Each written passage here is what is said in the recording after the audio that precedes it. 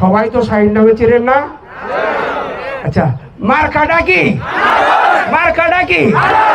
8 তারিখে, 8 তারিখে সবাই মিলে গলার সমস্যা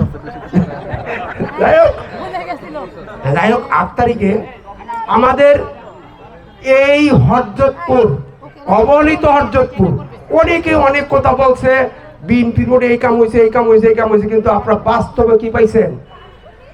এই হযরতপুরে যত অনুদান, এই যে মা বোনেরা আছে প্রত্যেকেই, যত অনুদান এই চেয়ারম্যানের মাধ্যমে। যদি আমি হিসাবে 500 পাই, আমি বলি ভাই গরিব মানুষ, আমার এলাকায় বেশি, ভাই আরো 500 বাড়ায় দেয়, 1000 আনি। তো এই শাহিন চেয়ারম্যান আমরা কোথায় পাবো? যার সাথে সর্ব টাইমে, তার সাথে গরিব নাই বড় নাই সবাই কথা বলতে পারি। আমি একটা ওয়াদা করে আসছি, আমাদের দল বললে সব হযরতপুরবাসী একটা ওয়াদা করছি যে সর্বোচ্চ ভোট দিয়ে শাহিন চেয়ারম্যানকে এবং কলস এবং মাইক সর্বোচ্চ ভোট দিয়ে আমরা জয়যুক্ত করবো ইনশাআল্লাহ। এই ওয়াদাটা থাকবে তো?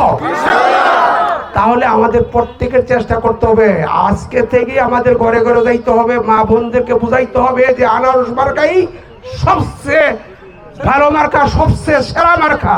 এই আনারস নিয়ে কিন্তু শাহিন ভাই আবারও চেয়ারম্যান হয়েছিল, আপনারা সবাই জানেন। প্রথম রিস্কা মার্কা, পরে আনারস, পরে নৌকা। যাই হোক, আমি বক্তব্য দীর্ঘায়িত করবো না। আপনাদের সকলের আশা নিয়ে, সকলের বসা নিয়ে আমরা বলেছি যে হযরতপুর থেকে সর্বোচ্চ ভোট দিয়ে শাহিন চেয়ারম্যানকে আমরা নির্বাচিত করব, এই আশা ব্যক্ত করে আমি বক্তব্য শেষ করলাম। জয় বাংলা, জয় বঙ্গবন্ধু, জয় হযরতপুরবাসী, সবাইকে ধন্যবাদ। আসসালামু আলাইকুম।